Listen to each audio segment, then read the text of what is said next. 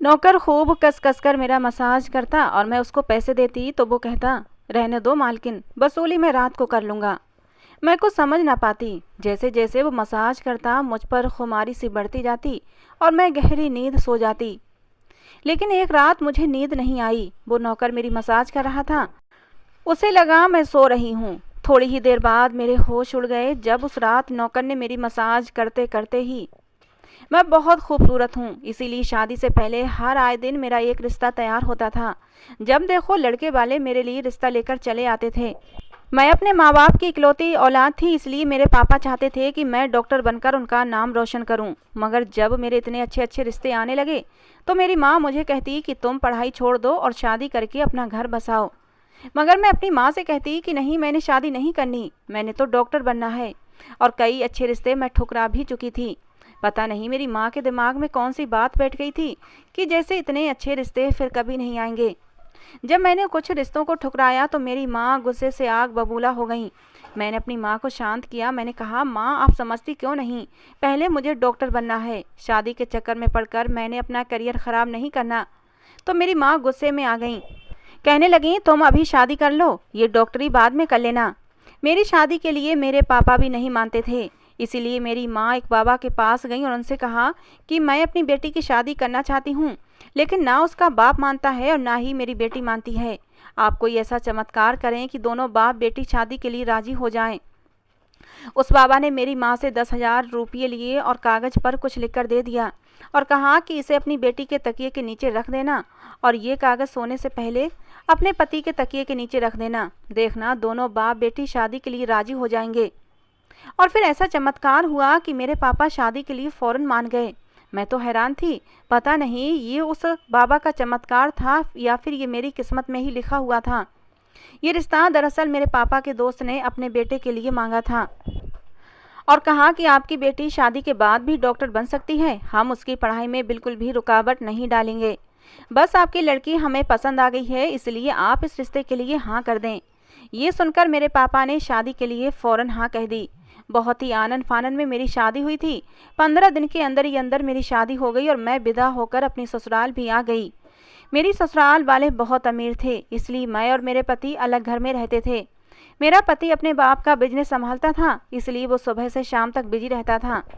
मैं उसके घर गई तो ऐशो आराम देखकर मैं चौंक गई थी। हालांकि हम भी कोई गरीब लोग नहीं थे। मेरे पापा की एक अच्छी नौकरी थी और इतना कमा लेते थे कि हमारी अच्छी गुजर बसर हो रही थी। अच्छे खाते पीते लोग थे हम। लेकिन मेरा पति तो कुछ ज़्यादा ही पैसे वाला था। मेरे पति ने मेरी सेवा के लिए कई नौकरानियां रखी हुई थीं। एक नौजवान नौकर लड़का भी रखा हुआ था। ये लड़का बाहर के काम के लिए रखा हुआ था। बिजली गैस या बाहर का कोई भी काम होता यही लड़का करता था। मगर ये नौकर धीरे धीरे मेरे बहुत करीब आने लगा। उस नौकर ने एक दिन मुझसे कहा कि मैं यहाँ काफ़ी सालों से काम कर रहा हूँ और आपके ससुराल वाले मुझे बिल्कुल घर का सदस्य समझते हैं। ये सुनकर मैं भी उस पर विश्वास करना शुरू कर चुकी थी। एक दिन वो मेरे कमरे में आया तो मैं अभी तक बिस्तर पर लेटी हुई थी। उसने मुझे थका थका देखा तो कहने लगा, मैडम जी आप लेटे लेटे थक गई होंगी, अगर आपको बुरा न लगे तो मैं आपके पैर दबा दूं। ये सुनकर मैं चौंक गई। मैं बहुत खूबसूरत थी, जवान थी, लेकिन मुझे मेरे पति के अलावा किसी मर्द ने नहीं छुआ था और ना ही मैंने कभी किसी नौकर से, यहाँ तक कि नौकरानी से भी पैर नहीं दबाए थे। इसलिए मैंने फ़ौरन मना कर दिया। मैंने कहा, नहीं, मुझे अच्छा नहीं लगता कि कोई मेरे पैर दबाए। ये सुनकर वो चुप हो गया और मेरे कमरे से चला गया। तभी मुझे एहसास हुआ कि मैंने उसकी बात का जवाब शायद बहुत ही सख्ती से दिया था। उसने तो मेरे भले की बात कही थी। मुझे थका थका देखा तो सोचा होगा कि मेरे पैर दबा देगा तो मेरी थकन उतर जाएगी और हो सकता है वो मेरे ससुराल वालों का इतना विश्वासी नौकर है तो वो ऐसे काम करता रहता होगा। मगर मैंने साफ साफ मना करके उसका दिल तोड़ दिया था। असल में मैं बहुत नरम दिल लड़की थी। शादी से पहले भी मैं हर किसी का ख्याल रखती थी कि मेरी वजह से किसी के दिल को ठेस ना पहुँचे। इसीलिए मुझे अफसोस होने लगा कि मैंने उसे इतनी सख्ती से बात क्यों की। मैं उसी के बारे में सोचने लगी कि ये नौकर तो काफ़ी जवान और ख़ूबसूरत है। पता नहीं किस मजबूरी के कारण उसको ये नौकरी करना पड़ रही होगी। मैंने सोचा कि मैं इसको प्यार से समझा दूंगी कि मैं तुमसे पैर नहीं दबा सकती, तुम एक जवान मर्द हो और मैं अपने पति के अलावा कभी किसी को ये हक नहीं देती कि वो मुझे टच करे। और शायद मेरे पति को भी ये बात अच्छी ना लगे। लेकिन अगले दिन मैं हैरान रह गई जब नौकर ने यही बात मुझसे दोबारा कही। उसने इतनी मासूमियत और प्यार से मुझसे ये सवाल दोहराया था कि मुझे उस पर दया आ गई और मैं उसे मना ना कर सकी। और वैसे भी मैं उस दिन बहुत थकी हुई थी, इसलिए मैंने अपने पैर बिस्तर से नीचे कर लिए और उससे कहा कि तुम मेरे पैर दबा दो। ये सुनकर वो खुश हो गया और उसने मेरे पैर दबाने शुरू कर दिए। वो इतने धीरे धीरे पैर दबा रहा था कि मुझे बहुत सुकून महसूस हो रहा था, यहाँ तक कि मुझे नींद भी आने लगी थी। ये देखकर वो नौकर कहने लगा, मालकिन आपको नींद आ रही है, आप बिस्तर पर लेट जाएं, मैं आपके पैर दबाता रहूँगा। मैं जैसे मदहोशी में थी, इसीलिए फ़ौरन बिस्तर पर लेट गई। वो नौकर भी बिस्तर पर आ गया और मेरे पैर दबाने लगा। और फिर उसके बाद मुझे कुछ होश नहीं रहा और मैं सो गई। मुझे नहीं पता कि मैं कितने घंटे तक सोती रही। मेरी आँख खुली तो मैंने देखा कि वो नौकर अभी तक मेरे पैर दबा रहा था। ये देखकर मुझे उस पर तरस आ गया। मैंने हाथ बढ़ाकर अपना पर्स खोला और कुछ पैसे निकाले और उस नौकर के हाथ पर रख दिए। ये देखकर वो शर्माने लगा, बोला, मालकिन आप मुझे पैसे देकर शर्मिंदा कर रही हैं। मेरी तनख्वाह अच्छी भली है, मुझे इन पैसों की ज़रूरत नहीं। ये सुनकर मैंने उससे कहा कि ये पैसे तुम्हारी मेहनत का फल हैं। तुम कितने घंटे से मेरे पैर दबा रहे हो और देखो कितने अच्छे पैर दबाए कि मुझे कितनी सुकून भरी नींद आई थी। ये पैसे मैं तुम्हें इसीलिए दे रही हूँ। ये सुनकर उसने वो पैसे मुझसे ले लिए और मेरे कमरे से निकल गया। मेरा पति रात को देर से आता था, इसलिए मैं शाम को फिर उसी नौकर को अपने कमरे में बुलाया और उससे कहा कि तुम्हारी मालिश से मुझे बहुत अच्छी नींद आती है, इसीलिए जब तक मेरा पति घर नहीं आ जाता तब तक तुम मेरे कमरे में ही रहना और मेरे पैर दबाते रहना। शायद नौकर को पैसों का लालच आ गया था, इसीलिए मेरी बात सुनकर वो खुश हो गया। कहने लगा, मालकिन मैं तो एक छोटा सा नौकर हूँ और आपका बहुत ही सम्मान करता हूँ और इसीलिए मैं आपके पैर भी दबा देता हूँ ताकि आपको थकान ना हो, आपकी थकान उतर जाए और आपको सुकून मिले। ये सुनकर मैंने उससे कहा कि तुम्हारे हाथों में जादू है, इसीलिए तो मेरी सारी थकान उतर जाती है। एक दिन नौकर ने मुझसे कहा कि आपकी सास भी कभी कभी मुझसे मसाज करवा लेती थीं। ये सुनकर मैं चौंक गई और फिर मुझे उस नौकर पर और भी विश्वास आने लगा कि जब ये मेरी सास के भी पैर दबाता है तो ये बहुत ही विश्वास के लायक नौकर है। मुझे ससुराल आए 1 महीना होने वाला था। फर्स्ट सेमेस्टर के एग्ज़ाम देकर मैं फ्री थी। मेरे पति ने मुझसे वादा किया था कि मैं तुम्हारा सपना पूरा करने में तुम्हारी मदद करूंगा, तुम एक दिन एक अच्छी डॉक्टर ज़रूर बनोगी। मैं भी खुश थी कि मेरा पति कितना अच्छा है और वो मेरा साथ दे रहा था। मुझे ससुराल आए पूरा 1 महीना हो चुका था और इतने समय में मैंने उस नौकर को अच्छे से परख लिया था। जब भी वो मेरे सामने आता उसकी नज़रें हमेशा नीचे रहती थीं। कभी मुझसे नज़र मिलाकर बात नहीं करता था। बहुत ही सीधा साधा और शरीफ सा लड़का था। कभी भी झूठ नहीं बोलता था, हर बात सच ही कहता था। मेरे घर में नौकरानियां भी काम करती थीं, मगर मुझे उन पर किसी पर भी विश्वास नहीं था क्योंकि वो झूठी और बेईमान थीं। मेरे घर की बातें बाहर मोहल्ले में बड़ा चढ़ाकर बताया करती थीं। 1-2 बार मेरे घर का सामान भी गुम हुआ था, जो बाद में पता चला कि उन्हीं नौकरानियों ने चुराया था। इसीलिए मुझे उन पर विश्वास नहीं था और मैं उन्हें अपने कमरे में नहीं आने देती थी। ये नौकर इस घर का पुराना नौकर था, इसलिए मैं इस पर भरोसा करने लगी थी। नौकर जब भी मेरे कमरे में आता अपनी नज़रें झुकाए रखता। वो मेरे शरीर को हाथ लगाता था, मगर उसकी नीयत बुरी नहीं होती थी। वो बहुत ही सम्मान के साथ मेरे पैरों को दबाता था। ऐसा हर रात होता था। एक दिन मैंने अपने पति से कहा कि जब से हमारी शादी हुई है हम कहीं घूमने फिरने नहीं गए। ये सुनकर मेरे पति ने कहा कि जब से हमारी शादी हुई है तुम भी तो हर समय नींद में ही रहती हो।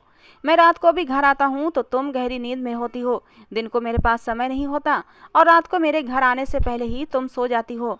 तुम खुद सोचो जरा, तुमने और मैंने कितनी बार आपस में प्यार के पल बिताए हैं। मैं तो तरस गया हूँ तुम्हारे लिए। कभी कभी तो मैं ऐसा महसूस करता हूँ कि जैसे मेरी शादी ही नहीं हुई है। मैं अपने दिल में सोचने लगी कि ये सब नौकर की मालिश की वजह से हो रहा है। मेरे पति की शिकायत ठीक थी। मुझे रोज रात को अपने पति के लिए जागना चाहिए। शादी को 1 महीना होने वाला था और इस 1 महीने में मेरा पति मेरे पास एक बार भी नहीं आया था सिवाय सुहागरात के। मैंने फैसला किया कि आज रात जब नौकर मुझे मालिश के लिए कहेगा तो मैं उसे मना कर दूंगी ताकि मुझे नींद ना आए और मैं अपने पति के आने तक जागती रहूं। शाम हुई तो मैं नहाकर खुद को अच्छे से तैयार किया और दुल्हन की तरह सजकर अपने बेड पर बैठ गई और अपने पति का इंतजार करने लगी। थोड़ी ही देर बाद नौकर मेरे कमरे में आया। मुझे इस तरह सजा सबरा देखकर पहले तो वो चौंक गया, फिर मुझे मालिश के लिए पूछा तो मैंने साफ मना कर दिया। मेरी बात सुनकर उसका चेहरा उदास हो गया और वो चुपचाप वापस चला गया। कुछ देर बाद नौकर फिर से मेरे कमरे में आया। उसके हाथ में दूध का गिलास था। कहने लगा, मैडम जी अगर आप मालिश ना करवाएं तो कोई बात नहीं, लेकिन ये दूध पी लें, गरम गरम दूध का गिलास है, आपकी सारी थकान उतर जाएगी और आपको बहुत अच्छा लगेगा।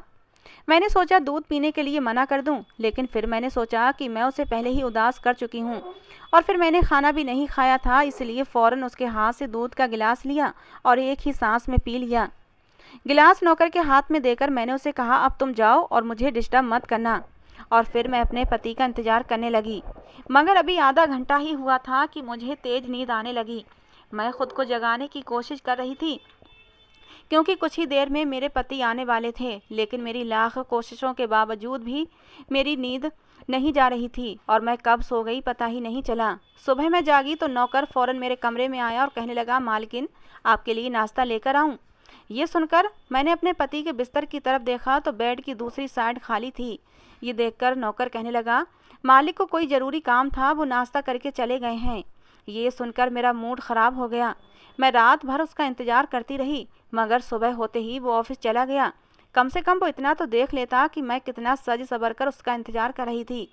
अगर गलती से मेरी आँख लग भी गई तो वो मुझे उठा भी तो सकता था। अब तो मुझे ऐसा लगने लगा जैसे मेरे पति को खुद ही मेरी परवाह नहीं है। अगर वो चाहता तो रात को मुझे उठा सकता था, लेकिन उसने ऐसा नहीं किया, बल्कि ऑफिस से आने के बाद वो खुद भी सो गया और सुबह जल्दी चला भी गया। मेरा मूड बहुत ज़्यादा ख़राब हो चुका था। मैंने नौकर को कहा कि अच्छा ठीक है, तुम जाओ अपना काम करो, मुझे अभी नाश्ता नहीं करना, जब करना होगा तो आवाज़ लगा दूंगी।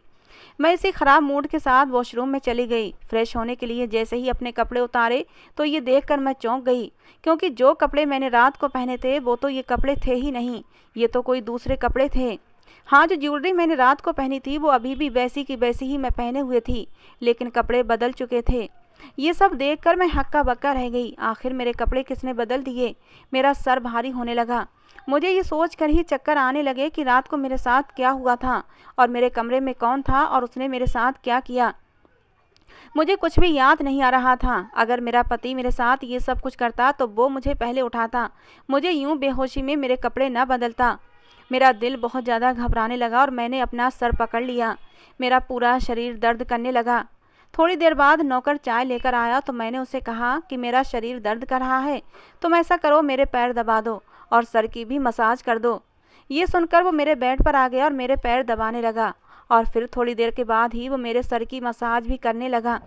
उस दिन मैं बहुत देर तक बिस्तर पर पड़ी रही। उस दिन मेरा पति भी घर जल्दी आ गया। मैंने उसे देखा तो मैं उस पर गुस्से के मारे बरस पड़ी। मैंने कहा, रात को मैं तुम्हारे लिए दुल्हन बनकर जागती रही, मगर तुम नहीं आए।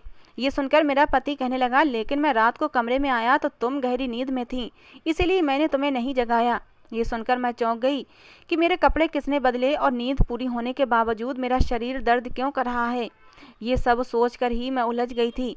तभी मेरा पति कहने लगा, अच्छा ठीक है, मूड ख़राब करने की ज़रूरत नहीं है, मुझे आज रात को भी एक काम के सिलसिले में शहर से बाहर जाना है, इसलिए देर हो जाएगी।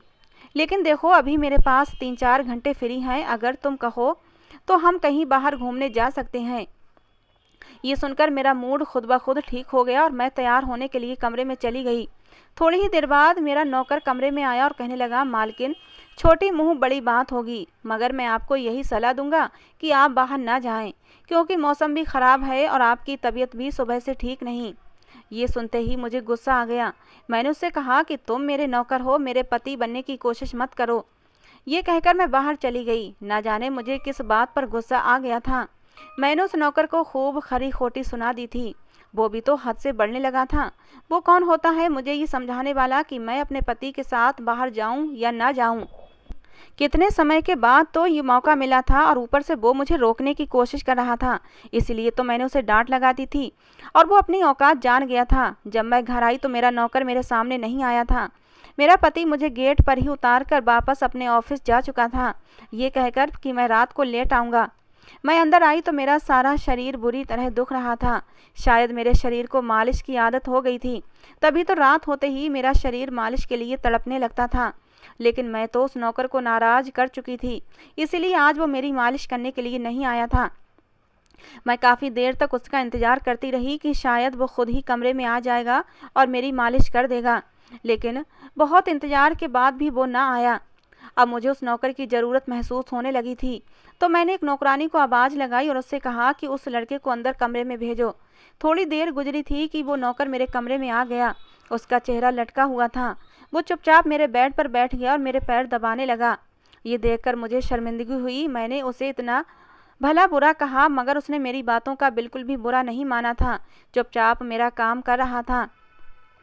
मैंने उसे चुप चुप देखा तो कहने लगी कि पता नहीं मुझे उस समय क्या हो गया था, इसीलिए मैंने तुम्हें खरी खरी सुना दी। लेकिन देखो, गलती तुम्हारी भी थी। मैं कितने दिनों से अपने पति के साथ कहीं बाहर नहीं गई थी, इसीलिए मुझे तुम्हारा यूं मना करना बुरा लगा था। इसीलिए मुझे माफ़ कर दो। मैं उसकी मालकिन थी और उसे इस काम के पैसे भी देती थी, मगर अब भी मुझ में इंसानियत जिंदा थी। इसीलिए मैंने मालकिन होकर भी नौकर से माफ़ी मांग ली थी, क्योंकि भले ही वो नौकर था, मगर वो भी एक इंसान ही था। मेरी बात सुनकर वो कहने लगा कि मैं आपका नौकर हूँ, इस काम के लिए मैं आपसे तनख्वाह लेता हूँ। आपको हक है कि आप जो चाहें मुझे कह दें। मैं चुप हो गई, मगर मैंने सोच लिया था कि आगे से ऐसा कुछ नहीं कहूँगी। वो देर रात तक मेरी मालिश करता रहा और फिर मुझे नींद आ गई। मुझे नहीं पता कि नौकर मेरे कमरे से कब गया और कब मेरा पति घर आया। मैं सुबह जागी तो मेरा पति बाथरूम में था और बाहर जाने के लिए तैयार हो रहा था। मैं उसे हैरानगी से देखने लगी। पता नहीं आजकल मुझे क्या होता जा रहा था। नौकर की मालिश से मुझे इतनी गहरी नींद आती थी कि मुझे किसी बात का होश ही नहीं रहता था। मुझे इस बात का भी पता नहीं चलता था कि मेरा पति कब कमरे में आता था। मैं सोचने लगी कि इस नौकर की मालिश में भला ऐसा क्या जादू था कि वो मेरे पति के आने से पहले मेरी मालिश करता और मैं गहरी नींद में सो जाती थी। सुबह जब उठती तो मेरा सर भारी भारी होता और मैं चलने फिरने में भी अपने पैरों में दर्द महसूस करती रहती थी। मगर ये बात मैंने अपने पति को नहीं बताई थी, क्योंकि मैं नहीं चाहती थी कि ये बात मेरे पति को पता चले कि मैं इस नौकर से मसाज करवाती हूँ। एक दिन मेरा पति दिन के समय घर पर था। मैंने नौकर से सारे घर के काम करवाए और अपने कमरे में उसे नहीं आने दिया। नौकर भी घर के सारे काम करता रहा। मसाज वाली बात किसी के सामने नहीं निकाली। मैं भी चाहती थी ये बात किसी को पता ना चले।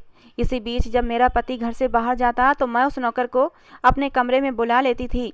एक दिन मेरा पति अचानक ही घर आ गया और मैं कमरे में थी और वो नौकर मेरे पैरों की मसाज कर रहा था।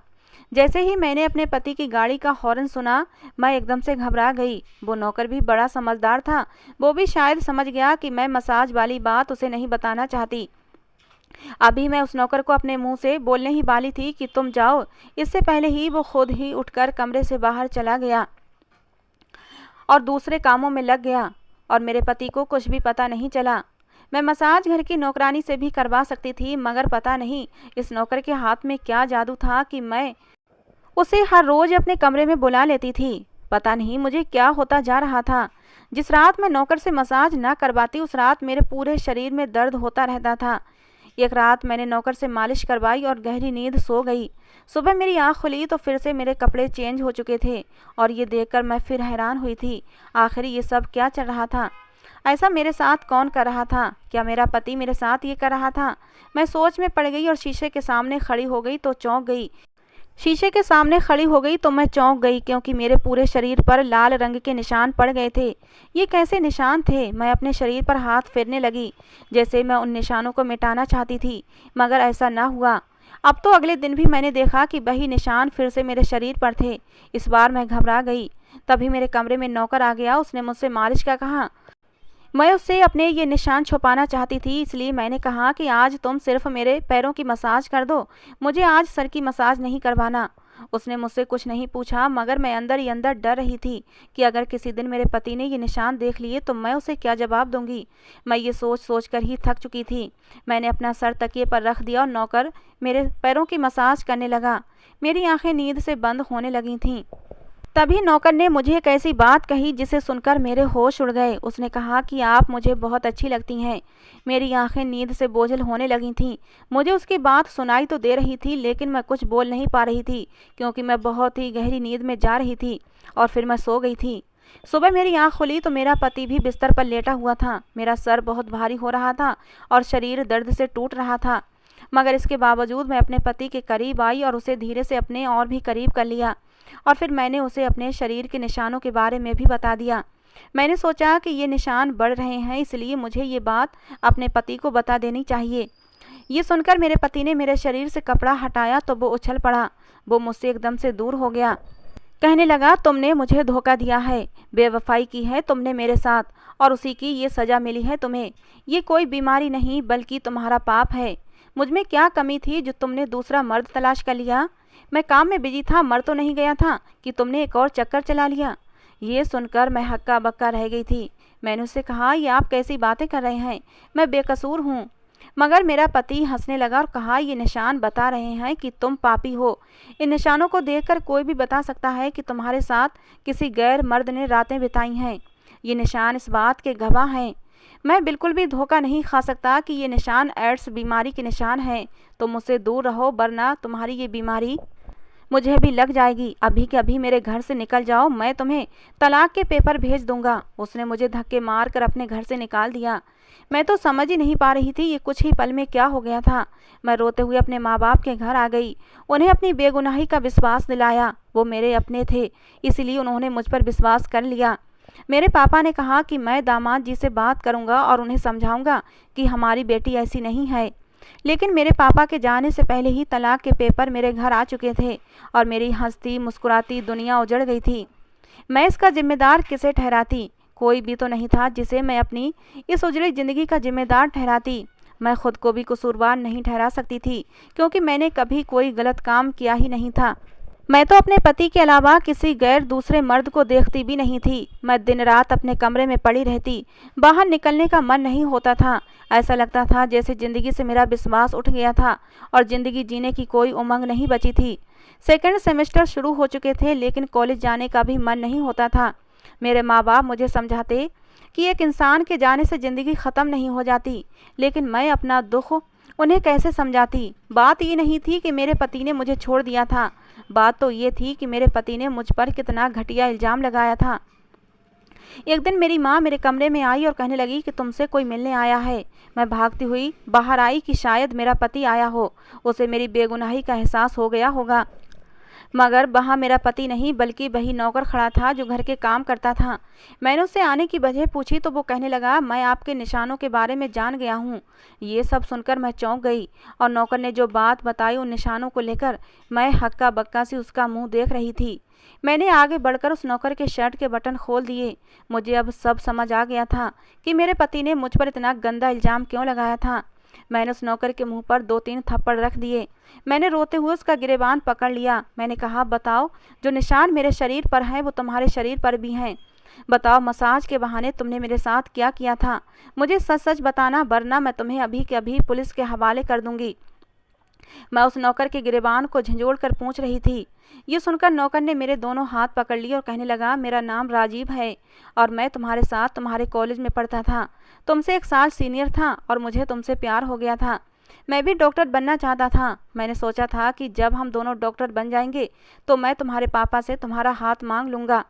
मगर एक दिन तुम्हारी सहेली से पता चला कि तुम्हारी माँ तुम्हारी शादी जल्द से जल्द करना चाहती हैं। इसीलिए मैं बहुत ज़्यादा डर चुका था कि कहीं मैं तुम्हें खो ना दूँ। डॉक्टर बनने में तो अभी बहुत समय था और इतने समय में तो तुम पराई हो जाती और मैं तुम्हें खो देता। इसी डर के कारण मैंने तुम्हारे घर अपना रिश्ता भेज दिया, मगर तुम्हारे पापा ने इनकार कर दिया ये कहकर कि मैं अपनी बेटी की शादी तब करूँगा जब वो डॉक्टर बन जाएगी। तुम्हारे पापा की ये बात सुनकर मुझे सुकून हो गया था और मैं अपनी पढ़ाई में बिजी हो गया। मुझे 1 हफ्ते के लिए अपने कजिन की शादी के लिए शहर से बाहर जाना पड़ा और इसी बीच तुम्हारी शादी हो गई। वो ये सब कुछ मुझसे कह रहा था और मैं अविश्वास से उसे देख रही थी। वो कहने लगा, मैं वापस आया तो मेरी मोहब्बत किसी और की दुल्हन बन चुकी थी और मैं तुम्हारे प्यार में, तुम्हारी दीवानगी में तुम्हारे ही घर का नौकर बन गया ताकि मैं तुम्हारे करीब रह सकूं। मैं तुम्हारे करीब आना चाहता था, इसलिए मसाज के बहाने तुम्हारे कमरे में आता और रात को तुम्हारे दूध में बेहोशी की दवा मिला देता ताकि तुम सोती रहो और तुम्हारा पति तुम्हें हाथ न लगाए, क्योंकि तुम सिर्फ मेरी थी। मैं तुम्हें किसी और के करीब नहीं देख सकता था। ये सुनकर मैं हक्का बक्का रह गई। मैंने कहा, क्या तुमने कभी मेरे साथ कुछ गलत किया? ये सुनकर उसने अपना हाथ मेरे सर पर रख दिया और कहा कि मैं तुमसे प्यार करता हूँ, इसीलिए तुम्हारी इजाज़त के बिना मैं तुम्हारे साथ कुछ भी गलत नहीं कर सकता। मैं सिर्फ तुम्हारी मसाज करता था और सोने से पहले दूध का गिलास देता ताकि तुम अपने पति के आने से पहले सो जाओ।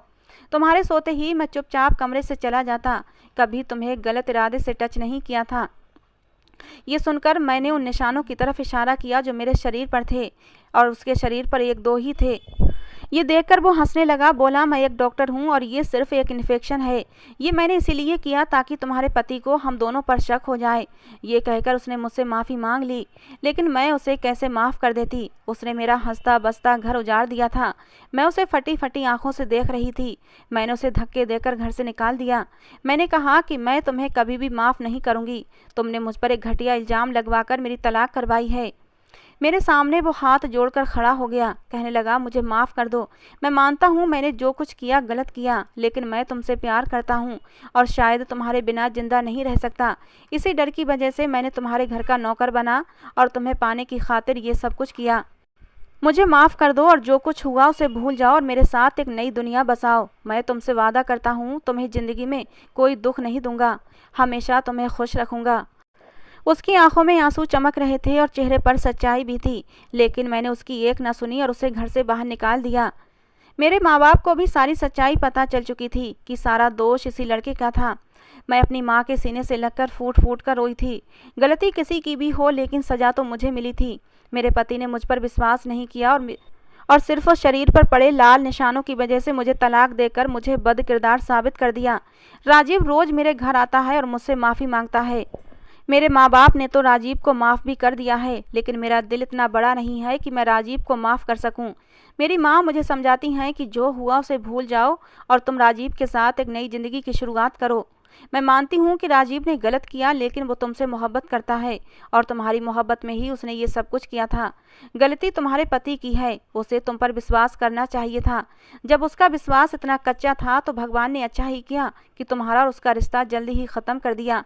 पति पत्नी के रिश्ते में विश्वास न हो तो उस रिश्ते की नींव बहुत ही कमज़ोर होती है और वो ज़्यादा लंबे समय तक नहीं टिक पाता।